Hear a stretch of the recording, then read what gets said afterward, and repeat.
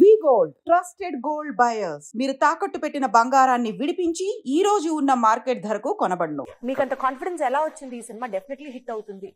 కదా అంటే ఇది రియల్ గా జరిగింది కదా. అంటే రియల్ ఒక లైఫ్ నుండి రియల్ ఎమోషన్స్ నుంచి కథ వెళ్తూ ఉంటుంది. అండ్ మీరు కూర్చున్నప్పుడు 100% రాజు అండ్ బుజ్జితల్లి వీళ్ళిద్దరిని అయితే మాత్రం ఫీల్ అవుతారు థియేటర్ లో. అంటే ఇది ఒక real life story. Real life story. ఒక రియల్ గా జరిగిన ఇన్సిడెంట్ ని తీసుకుని ఒక కథ కింద తయారు చేసిన కథ ఇది. అంతే తప్పితే ఇదేదో కూర్చుని రాసిన కథ అయితే కాదు. ఒక రియల్ గా జరిగిన ఇన్సిడెంట్స్ నుంచి ఒక డ్రామా క్రియేట్ చేసుకుని వెళ్ళాం మొత్తం. సో అండ్ వింటున్నప్పుడే నిజంగా అంటే ఇప్పుడు సినిమాలు ఎక్కడి నుంచో ఎక్కడో ఒక ఇన్స్పిరేషన్ ఉంటుంది అంటారు కదా. ఇదైతే ఒక నిజంగా వాళ్ళ కథ వింటున్నప్పుడు జరిగిన అన్ని ఇన్సిడెంట్స్ వింటున్నప్పుడు అయితే నాకు నిజంగా ఒక సినిమా కనిపించింది. రియల్ లైఫ్ లో కూడా ఇలా జరుగుతుంది అనేది. సో ఒక రియల్ లైఫ్ లో జరిగింది ఒక సినిమా కింద ఉంది కాబట్టి I have full confidence that definitely ఇది ఆడుతుంది అని చెప్పి మనసులోంచి వచ్చిన మాట అంతలా కనెక్ట్ అయిపోయారు మీరు. లేదు ఈ కథ కదా బాగా కనెక్ట్ అయ్యారు. ఎలా చూస్ చేసుకుంటారు బనివాస్ గారు? మీరు ప్రొడ్యూస్ చేయాలంటే సినిమాల్ని మార్కెట్ పరంగా ఆలోచిస్తారా? అంటే కమర్షియాలిటీకి ఇంపార్టెన్స్ ఇస్తారా? స్టార్ కాస్ట్ కి ఇంపార్టెన్స్ ఇస్తారా? కథకి మాత్రమే ఇంపార్టెన్స్ ఇస్తారా? మూడు కలిపి చేస్తాము అన్నది ఒక diplomatic answer. General life diplomatic but అంటే నాకేంటంటే కేస్ టు కేస్. ఇప్పుడు కొన్ని కథలు ఉంటాయి. ఇప్పుడు ఆ కథలకి ఏంటంటే మోర్ దెన్ కాస్టింగ్ కన్నా కూడా మంచి లొకేషన్స్ కావాలి, మంచి మ్యూజిక్ కావాలి, మంచి టీం కావాలి. అట్లాంటి ఏంటంటే ఓ పెద్ద కాస్టింగ్ వెళ్ళకుండా ఒక సింపుల్ గానే నీట్ గా క్యూట్ గా వెళ్ళిపోతాం.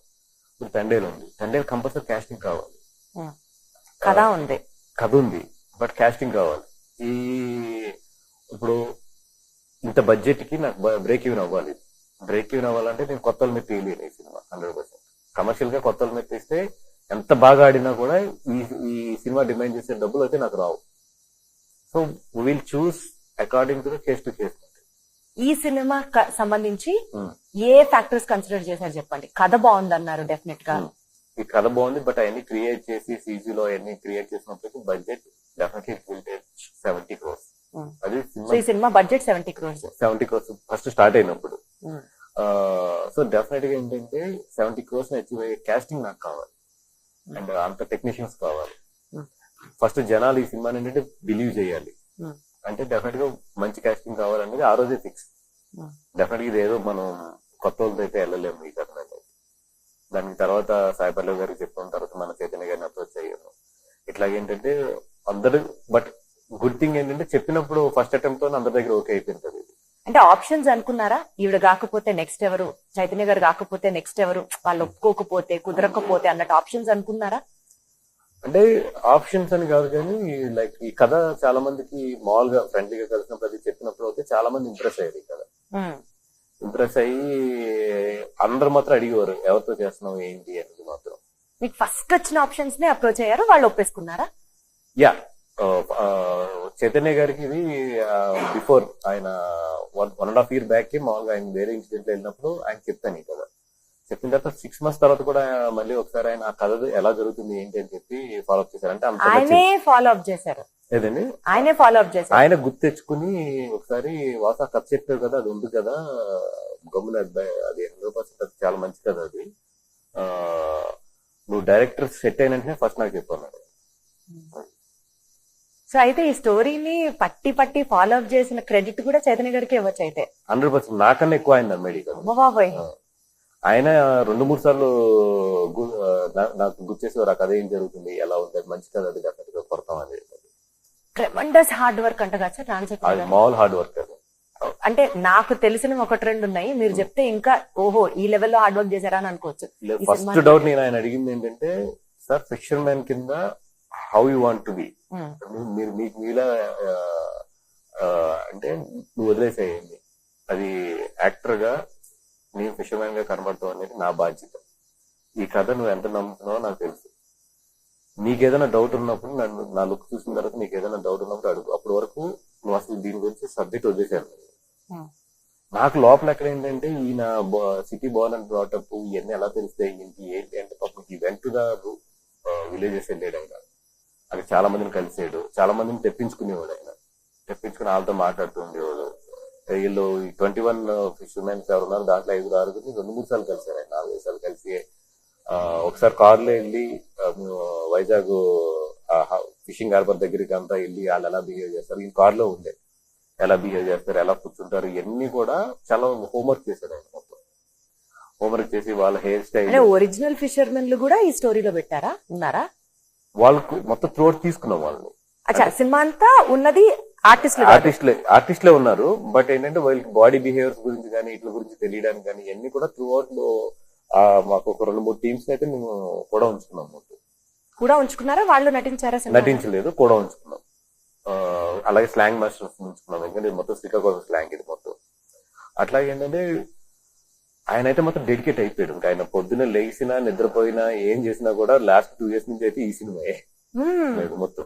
ఏదో ఒక సన్ లో నుంచొని ట్యాన్ అయ్యే ఒక సీన్ ఉంటే కంప్లీట్ గా ఆయన ఏ మాత్రం సన్ స్క్రీన్ రాసుకోకుండా ఎండలోనే నుంచొని చేశారు. అవునండి, ఆయన నాకు భయం వేసింది, సార్ మీకు అది పొద్దున డాట్స్ పడతాయి, అది చాలా ఇబ్బంది అయిపోతుంది తర్వాత అంటే, లేదు I'm taking care, don't very అని చెప్పారు. అంటే చాలా గొడుగు ఉండేది కదా. జనరల్ గా ఏంటంటే మాకు హీరోలు ఎనీ ఆర్టిస్ట్ ఎవరున్నా సరే మేకప్ ఇవన్నీ ఉంటుంది కాబట్టి సెట్ పెట్టుకుంటాను, గొడుగు పెడతారు. బట్ ఆయన గొడుగు వద్దని తెలిసి నడి సముద్రంలో కూడా వద్దని మేము కంగారు పడి అలా కదా సీలోనూ కొడుతుంది, అది ఏంటంటే పర్లేదు నాకు అది తెలుస్తుంది కదా, నేను ఐ విల్ టేక్ కేర్ అనే పాప అంబ్రెల్లా వాడలేదు అసలు. ఎస్పెషల్లీ సాయి పల్లవి గారిని మీరు ఒక నెమలి లాగా ఈ సినిమాలో చూపించినట్టు అనిపించింది. ఆ లిరిక్స్ కి కానీ ఆవిడ డాన్స్ సీక్వెన్స్ కానీ it was so beautiful. She is like a proved actress and proved dancer. పక్కన పెడితే ఆవిడకి కూడా టఫ్ కాంపిటీషన్ ఇచ్చారు. ఆ శివస్తోత్రం తాండవం సాంగ్ లో నాగ చైతన్య గారిది it was a feast to ice అని వింటున్నాం. చాలా కసిగా చేశాడు. అంటే ఈ సినిమాని ఆయన చాలా పర్సనల్ గా తీసుకుని కసిగా చేశాడు. ఈ సినిమా నిజంగా ఓకే అపార్ట్ ఫ్రమ్ ద మా అందరికన్నా కూడా ఒక ఆకలి అండ్ ఒక ఈ సినిమాతో నేను కొట్టాలి అనే ఒక కసి అయితే మాత్రం ఆయన డే 1 నుంచి ఉంది. దానికన్నా ఈ సినిమా బాగా తదాస్తు. తండేల్ సినిమాలో మీకు మోస్ట్ ఛాలెంజింగ్ పీరియడ్ ఎప్పుడన్నా అనిపించిందా అండి? సెట్ పరంగా కానీ హార్డ్ వర్క్ పరంగా కానీ వాట్ ఎవర్ మీకు? లేదు, ఈ cinema everyday challenge for us. Because ఎందుకంటే ఇప్పుడు అక్కడ షూట్ చేసాం మ్యాంగ్లూర్ సైడ్, ఆ సముద్రంలో ఆ ఎండలో షూట్ చేయడం అంటే అసలు సాయంత్రం 4 అయినప్పుడు యూనిట్ అయిపోయేది. అట్లాంటిది నియర్లీ 35 to 40 days చేసాం అక్కడ ఆ ఏరియాలో. ఇంకా బీచ్ ఒడినా లేదంటే సముద్రం, ఈ రెండే. హ్యూమిడిటీ ఎంత హ్యూమిడిటీ గానీ ఆ హీట్ గానీ అది అసలు మామూలు నరకం కాదు. బట్ ఏంటంటే ఇంకా ఈవెన్ పాపం సంక్రాంతి కూడా రాకుండా అక్కడ ఉండిపోయి మా వాళ్ళు కంటిన్యూ అయిపోయారు. అండ్ శాండ్ ఫైట్ ఉంటుంది దీంట్లో, అదేమో శాండ్ లో చేయాలి ఫైట్ మొత్తం. అవన్నీ కూడా అంటే production wise very tough production, అందుకని everyday is a challenge and for us. Market పరంగా బిజినెస్ పరంగా యాజ్ అ ప్రొడ్యూసర్ గా మీరు మాట్లాడితే హౌ ఇస్ ఇట్ పర్ఫార్మింగ్? ఈ పాటికి బిజినెస్ అయిపోయి ఉండాలి కదా? ఆల్మోస్ట్ క్లోజ్ అయిపోయింది, but still we are in a little ఇంకా మాకు బ్రేక్ ఈవెన్ అవడానికి అయితే మాత్రం సినిమా హిట్ అవ్వాలి 100%. ఆ రిస్క్ అయితే మాకు తెలిసిందే తీసుకున్నాం ఈ సినిమాకి అయితే మాత్రం. పక్క ఒక చిన్న corner of the heart risk, but maximum cinema కొట్టేస్తుంది 100% అన్న ఒక కాన్ఫిడెన్స్. లేకపోతే మీరు 100 కోట్ల క్లబ్ లో నాగ చైతన్య గారిని ఇన్వాల్వ్ చేస్తారని ఎట్లా చెప్తారండి అసలు? లేదండి, I have a confidence and definite గా 100 crores క్లబ్ లో అయితే సినిమా వెళ్తుంది. Wonderful sir. Sir, coming back to the regular scenario of Tollywood which has been happening, producers సంస్థలకు సంబంధించి ప్రొడక్షన్ హౌసెస్ మీద ఐటీ రైట్స్ గురించి మాట్లాడాల్సి వస్తే ఉన్న కలెక్షన్స్ ఎక్కువ చేసి చెప్తున్నారు. కేవలం ఆ ఫేక్ పబ్లిసిటీ జరుగుతుంది కాబట్టి రైట్స్ జరుగుతున్నాయని కొంతమంది అంటున్నారు. ఇది కూడా ప్రమోషన్ లో భాగమే అని ఇంకొంతమంది అంటున్నారు. సో క్లారిటీ ఇవ్వండి సార్. ఫస్ట్ ఆఫ్ ఆల్ ఇది అందరికీ తెలియదు ఏంటంటే ఈ రోజు ఫేక్ చేయడం అనేది కుదరదు. టికెటింగ్ వచ్చి మొత్తం ఆన్లైన్ అయిపోయింది. ఇప్పుడు హిందీ తీసుకుంటే టోటల్ ఆన్లైన్, ఆల్మోస్ట్ 90% ఆన్లైన్ ఉంటుంది. ఇప్పుడు ఫేక్ చేస్తే 3%, 4%, 5% ఫేక్ చేయగలరు, కానీ అంతకన్నా కూడా ఎక్కువ ఫేక్ చేయలేరు. ఇంకా అలాగదని అడ్డంగా పోస్టర్స్ చేస్తే అది వేరే విషయం. అది అంటే బయటికి ఈ రోజు ఉన్న ట్రాన్స్పరెన్సీలోనే తెలిసిపోతుంది అండి. అసలు అది ఆపలేము కూడా. నిజంగా అలా అనుకుని ఫేక్ చేసినా కూడా 2వ రోజు చెప్పేస్తారు జనాలు, అసలు నేనే చెప్పక్కర్లేదు. బికాస్ ఆఫ్ ఆఫ్టర్ ఈ టికెటింగ్ ఇవన్నీ ఎప్పుడైతే ఆన్లైన్ అయిపోయినాయో టోటల్, ఎక్కడ కూడా మేము దాయడానికి ఏం లేదు. ఇప్పుడు మా జీవితాలన్నీ కూడా ఓపెన్ బుక్స్ మొత్తం. ఇప్పుడు నా సినిమా నెట్ఫ్లిక్స్ కిందకి వెళ్ళింది, ఇండస్ట్రీలో ఎవరు అడిగినా చెప్తారు. నెట్ఫ్లిక్స్ కి వెళ్తుందా? ఏదండి, నెట్ఫ్లిక్స్ సిరీస్. ఏదో ఇప్పుడు ఈ సినిమా ఏ ఓటీటీ అది ఒకటే కట్ చేయండి. ఈ సినిమా ఏ ఓటీటీ ప్లాట్ఫామ్ కి వెళ్తుంది ఏంటి అనేది ఇండస్ట్రీలో ఎవరికి అడిగినా చెప్తారు. అంటే ఎంతకి వెళ్ళిందో కూడా చెప్తారు. Open industry is everything is open ఇప్పుడు ప్రజెంట్ ఉన్న సిచ్యువేషన్స్ లో.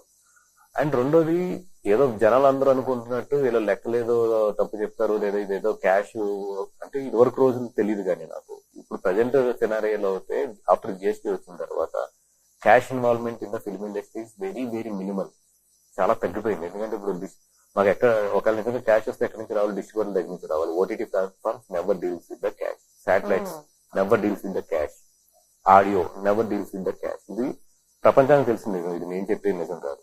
ఓటీటీ ప్లాట్ఫామ్స్ ఎప్పుడు కూడా రూపాయి కూడా క్యాష్ ఇవ్వదు. క్యాష్ ఇచ్చే ఛాన్స్ ఎక్కడ ఉంటుంది, థియేటర్స్ దగ్గర నుంచి. ఇప్పుడు జిఎస్టీ వచ్చిన తర్వాత డిస్ట్రిబ్యూటర్ ప్రాఫిట్ ఈస్ జిఎస్టీలో ఇన్వాల్వ్ అయి ఉంటాయి వాళ్ళు మొత్తం. ఎందుకంటే జిఎస్టీ వాడు బ్రేక్ ఈవెన్ అవుతేనే వాడికి ఇన్పుట్ గానీ అవుట్పుట్ లో గానీ వాడికి ఫ్యూచర్ లో ఉపయోగపడుతుంది ఆ సినిమా, అక్కడ ఇన్పుట్ వస్తేనే. So even distributor producer cash అడిగినా కూడా వాళ్ళు ఎవరు ఇప్పుడున్న సిచ్యువేషన్ లో, ఎందుకంటే వాళ్ళు లాస్ అవుతారు. అదే సార్, అడుగడుగునా it is screening. So it's screening కాదండి, ఇట్స్ లాక్డ్. అందుకని ఇరువరకు లాగా ఏదో ఇప్పుడు పుష్పకు 18 కోట్లు వచ్చినాయి అంటే దీంట్లో 100 కోట్లు క్యాష్ ఉంటుందంటే ఇప్పుడు ఉండదు. ఆ రోజులు పోయింది అంటే మొత్తం. అంటే ఇది ఫేక్ పబ్లిసిటీ కాదని అర్థమవుతుంది. So that is original IT right is what you wanted to tell. Yeah, ఇప్పుడు ఐటీ రైడ్ అనేది వాళ్ళకి ఏదో ఇన్ఫర్మేషన్స్ ఉంటాయి, బట్ రియాలిటీలో వచ్చి ఇప్పుడు ఎంత వస్తుంది కదా, దీంట్లో క్యాష్ ఇన్వాల్వ్మెంట్ లేదంటే 100% చెప్తాను క్యాష్ ఇన్వాల్వ్మెంట్ లేదు. This is I'm open. Super sir, wonderful. So తండేల్లో మీరు పెట్టిన ఎఫర్ట్స్, మీ ఎక్స్పెక్టేషన్స్ మీరు రీచ్ అవుతూ మీ hard work should all pay off. Thandel should become blockbuster hit అని మనస్ఫూర్తిగా కోరుకుంటూ మళ్ళీ సక్సెస్ మీట్ లో కలుసుకుందాం sir. Good luck to you and more power to you. Thank you so much.